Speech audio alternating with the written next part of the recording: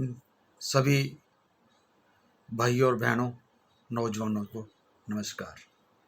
आज मैं एक बार फिर आपके सामने मुखातिब हुआ हूँ और आपकी साथ अपनी बातें साझी करना चाहता हूँ, जो मेरी ही भी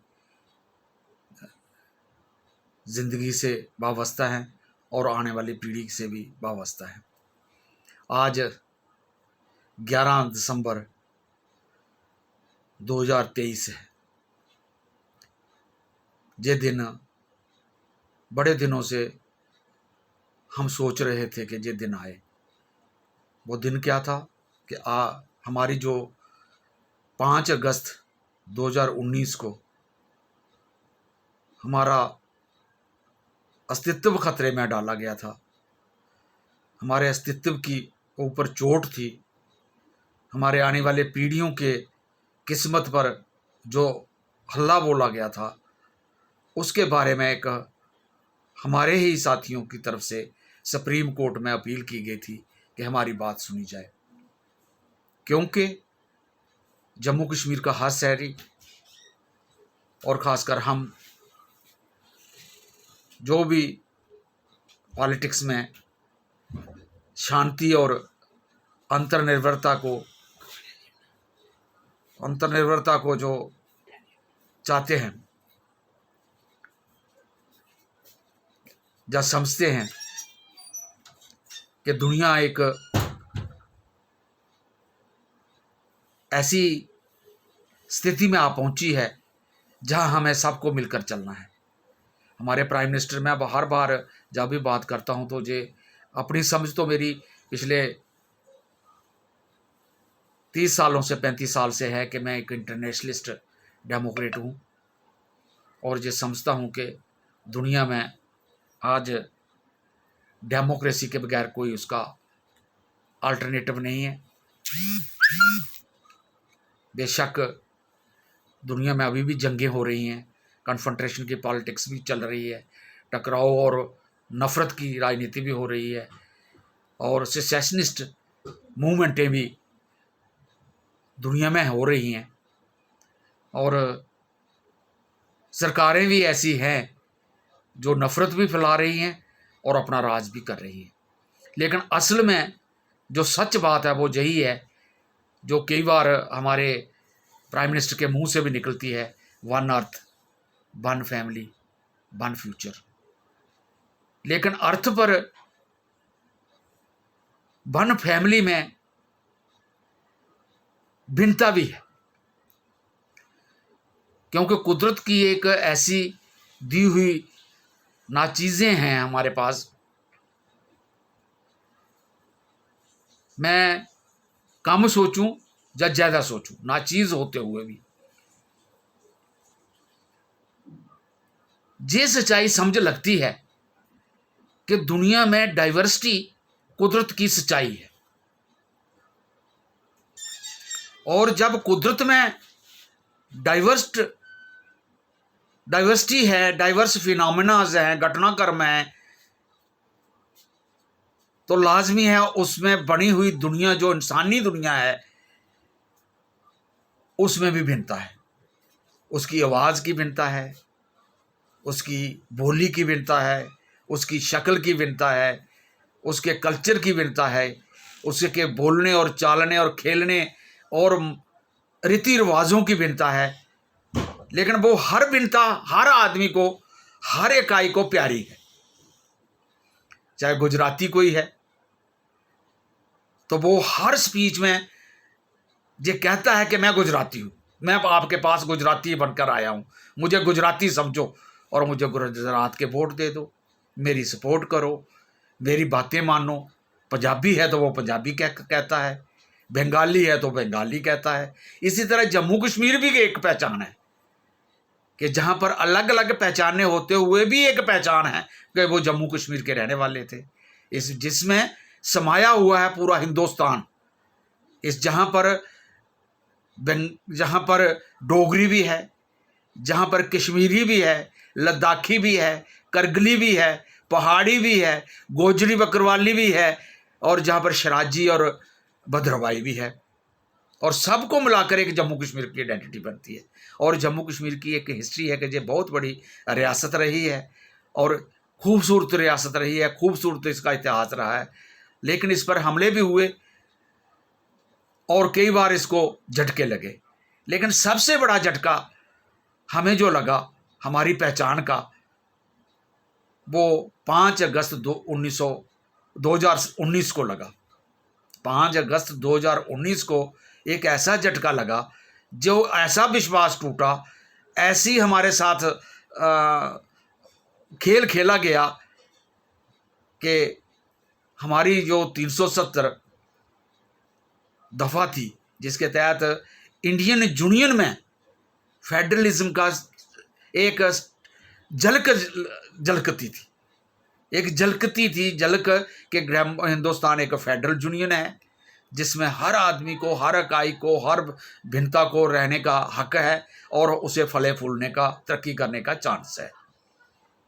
लेकिन इस पर 2 बार पहले भी इस किस्म के हमले हुए, लेकिन सुप्रीम कोर्ट के 3 जजेस बेंच ने, संपत प्रकाश एक केस था, हमारा ट्रेड यूनियनिस्ट लीडर था, उसके नाम से जाना जाता है, हमारे हक में हुआ कि इसे नहीं बदला जाता है, बदला जा सकता है।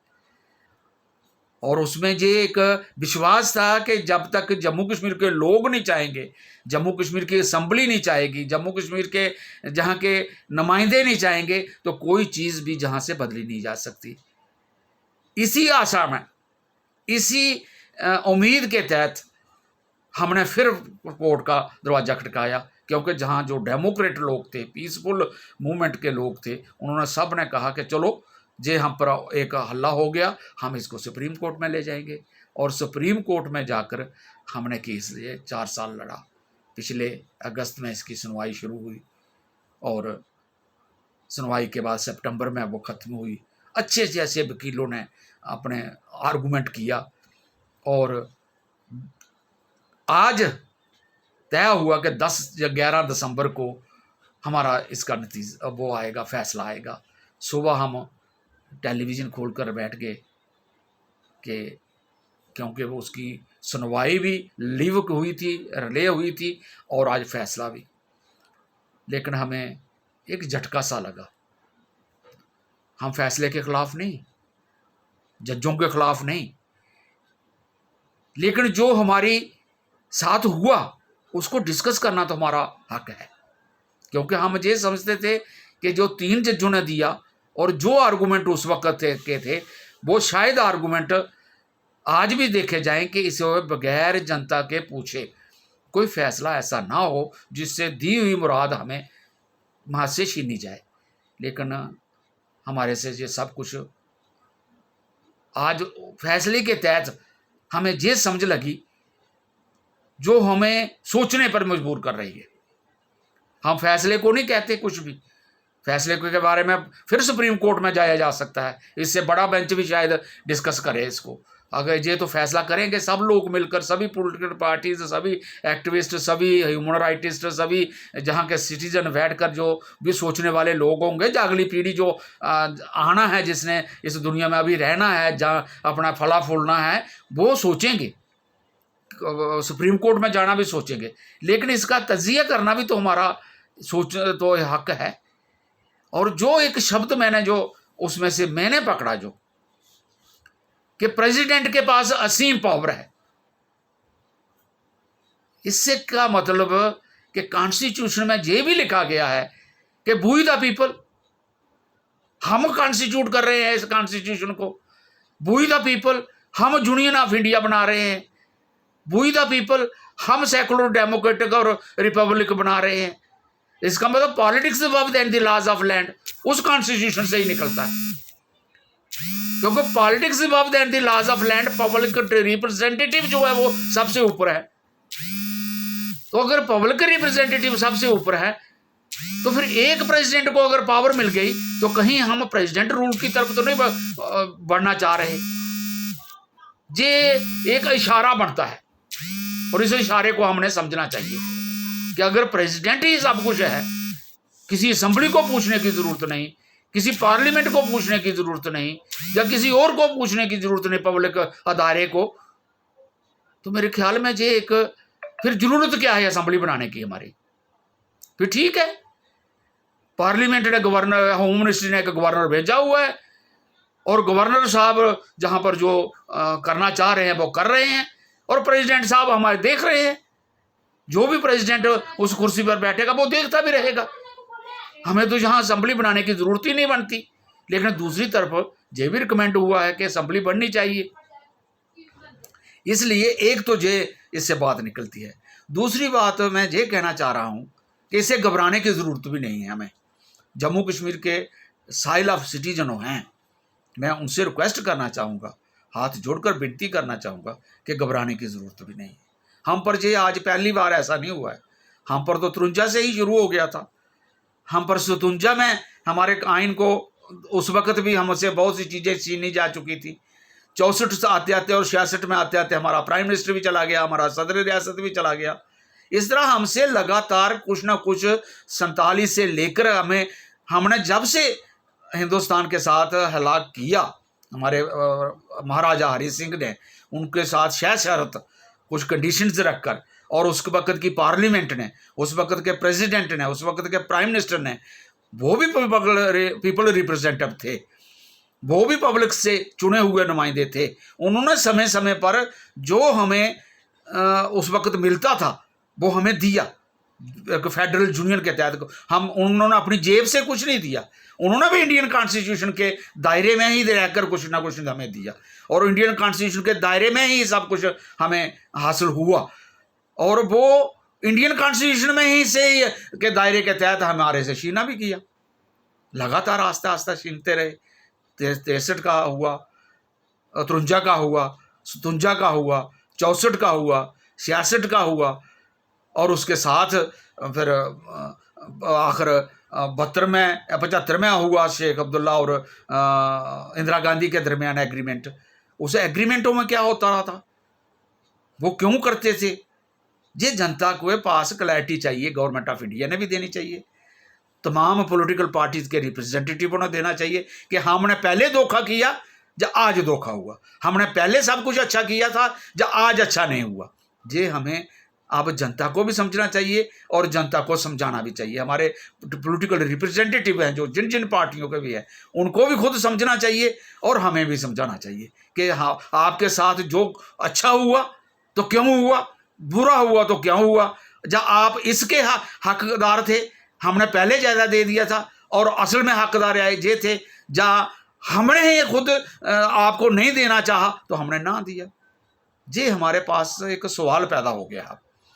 और वैसे हमारी रियासत का अब हम जब से जन्म लिया है, मेरा जन्म 1949 में हुआ, तो 49 के बाद हम लगातार कुछ ना कुछ देखते आ ही रहे हैं।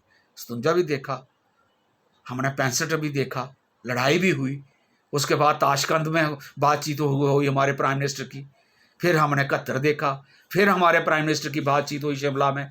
वो बातचीतें क्या थी, वो जम्मू कश्मीर, वो कौन सा था जम्मू कश्मीर था और आज कौन सा जम्मू कश्मीर है, ये बातें आज की पीढ़ी को पता लगनी चाहिए। इसे हम हिंदुस्तानी होने के नाते, citizen of Indian soil, Indian union, भारतीय एक नागरिक होने के नाते ये हमें बातें साफ लगनी चाहिए, पता लगना चाहिए, जिसमें झुंझलाहट नहीं रहनी चाहिए कि वो शिमला एग्रीमेंट क्या था, वो ताशकंद क्या था, वो शेख इंदिरा कार्ड क्या था, वो बख्शी नेहरू कार्ड क्या था, फिर दोबारा सादिक का साथ क्या कार्ड था, वो क्यों होते थे?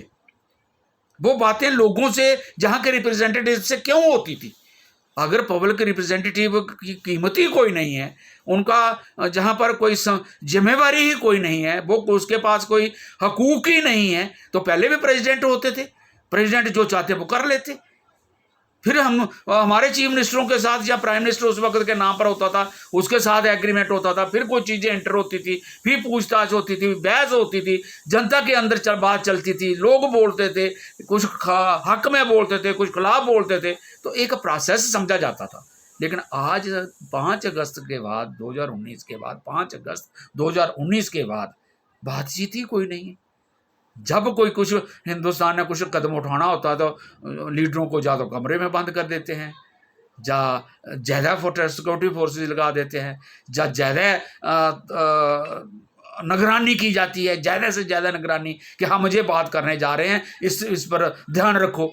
अगर ठीक कर रहे हो, सच कर रहे हो, सच के साथ खेल रहे हो अगर, तो फिर इतनी ज़्यादा परेशानी तो नहीं होनी चाहिए, ना जनता को होनी चाहिए ना आपको होनी चाहिए। आप भी तो हमारे रिप्रेजेंटेटिव हैं। आज अगर हमने चुनकर भेजा है तो हमसे डर क्यों है, हमसे साझापन क्यों नहीं, हमसे बातचीत क्यों नहीं? क्यों नहीं 4 सालों में लोगों के साथ बातचीत हुई? क्यों ना पहले असेंबली बनवाते फिर बातचीत करते? इससे करके फिर उठाते जो सवाल उठाना था 5 अगस्त 2019 को, असेंबली से पूछ कर उठाते, असेंबली अपनी बनवा लेते। लेकिन इस बात से ये शक पड़ता है कि 10 इंडिया अब फेडरल स्ट्रक्चर की तरफ से यूनियन जो थी इंडियन यूनियन ऑफ स्टेट्स, उसकी तरफ से हटकर जहां तानाशाही की तरफ बढ़ रही है, सेंट्रलाइजेशन की तरफ, केंद्रीयकरण की तरफ बढ़ रही है। और उससे ये सिर्फ हमसे नहीं हुआ, मैं सभी स्टेटों को जहां से रिक्वेस्ट करना चाह रहा हूँ, सभी हिंदुस्तान की पूरी जनता को जे अपना पैगाम साझा करना चाह रहा हूँ कि ये सब पर आ जाएगा, ये सब पर आएगा। ये बात आज मेरी बारी है, कल को तेरी बारी भी होगी। ये किसी की रुकेगी नहीं बात। ये दरअसल धाराएं होती हैं, जो धाराएं डेमोक्रेटिक धाराएं थी दुनिया में, तो डेमोक्रेटिक बातें हो रही थी और ह्यूमन राइट्स बढ़ रहे थे, डेमोक्रेटिक राइट्स बढ़ रहे, लेबर लॉज बढ़ रहे थे, लेबर राइट्स बढ़ रहे थे, किसान राइट्स बढ़ रहे थे। लेकिन जब आप पलटा खा गए ये दुनिया, मैं सिर्फ इंडिया की बात नहीं अब कर रहा हूँ, मैं पूरी दुनिया की इस बात जोड़ चाह रहा हूँ कि अब पलटा खा गई ये दुनिया, तो अब आज लड़ाई कन्फ्रंट्रेशन की बात बढ़ रही है। क्यों नहीं आज बैनर दिखाई देता कि अपोज बार्स, क्यों नहीं दिखाई देता कि स्टॉप मैन्युफैक्चरिंग ऑफ आर्म्स? ये तो दुनिया के खिलाफ चीज बातें हैं। जहाँ भी जंग हो रही है, जहाँ कहीं भी जंग हो रही है, वो इंसानियत का कत्ल हो रहा है। और इंसान को आज इतना बड़ा रुतबा मिला हुआ है कि रुतबा मतलब इतना बड़ा नॉलेज उसने हल कर लिया है, हासिल कर लिया है, और उसका स्टेटस दुनिया में अपना जीने का इतना ज़्यादा बढ़ रहा है। आने वाली पीढ़ी खूबसूरत वर्ल्ड को ढूंढ रही है कि जहाँ पर उसको खूबसूरत दुनिया मिले, तो वहाँ पर आज भी जो दबाव, तानाशाही, जंगें, ज़बरदस्तियाँ ये नहीं होनी चाहिए।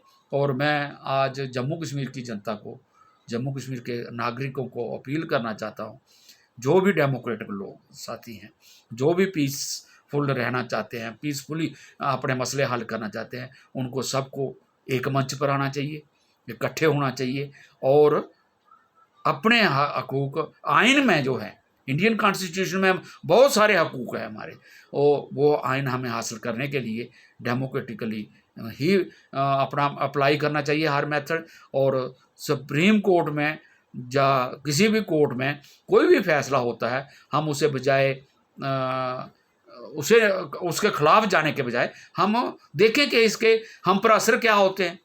जो असर होंगे तो वो उसके खिलाफ तो लोग उठेंगे। जब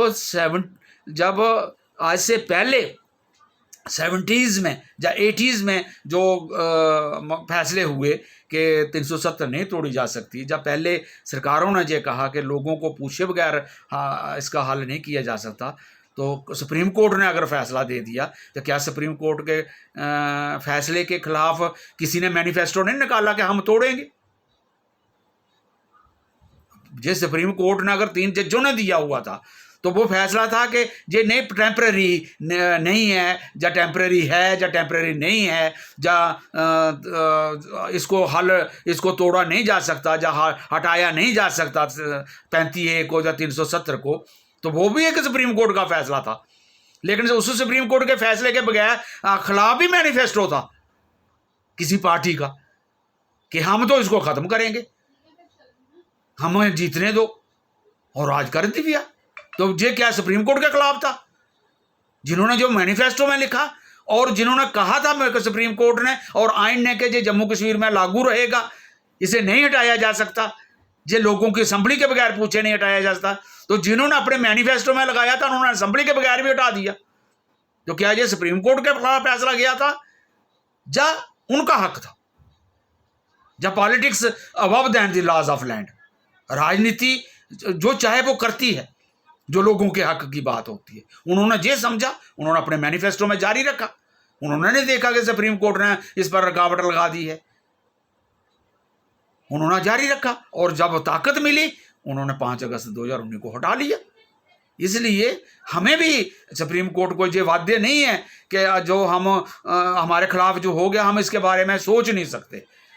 हम राजनीतिक तौर पर तो सोच सकते हैं, और राजनीतिक तौर पर कौन सी पार्टी आएगी, कौन सा वक्त आएगा, कौन उठेगा, कौन जनता इसको आवाज़ को बुलंद करेगी और अपना एक प्रोग्राम बनाकर इसको हटाने की कोशिश भी करेगी, जैसे फिर वापस लेने की कोशिश करेगी, या इस पर फिर डिस्कशन करेगी, या इस पर फिर नेगोशिएट करेगी, रिकन्सिलिएट होगा, या क्या बातें होगी, ये तो आने वाला वक्त बताएगा। लेकिन मैं सब जनता से यही अपील करना चाहूँगा कि घबराने की ज़रूरत नहीं है, दिल हारने की ज़रूरत नहीं है, और ना ही ज़्यादा जगने की ज़रूरत है, ना ही ज़्यादा किसी के ऊपर सीटाकशी करने की ज़रूरत है। हमें पॉलिटिक्स समझनी चाहिए। Politics above than the laws of land, politics determine the future of society. Society की जो फ्यूचर है वो इसी राजनीति ने तय करना कि आने वाली दुनिया कैसी होगी, पूरी दुनिया कैसे होगी, हमारा भारत कैसा होगा, हमारी रियासतें कैसी होगी, और रियासतों में फिर आगे रीजन हमारे कैसे होंगे, हमारी कम्युनिटीज़ कैसी होंगी, आइडेंटिटीज़ कैसे होंगी, एथनिसिटीज़ कैसे रहेंगी, इनका आपस में मेल मिलाप क्या होगा, इसके लिए आइन में क्या तरमीमें करना पड़ेंगी, और किस तरीके के डेमोक्रेटिक आइन बनाना पड़ेंगे, ज़्यादा से ज़्यादा डेमोक्रेसी लोगों को मिले, पावर लोगों को मिले, ये चीज़ें सोचना पड़ेगी, बजाय इसके कि पावर कंसंट्रेट होती जाए, सेंट्रलाइज्ड होती जाए। उसको डेमोक्रेटाइज करने के लिए हमें राजनीतिक तौर पर सोचना चाहिए और इसी राजनीति पर चलना चाहिए। धन्यवाद, शुक्रिया।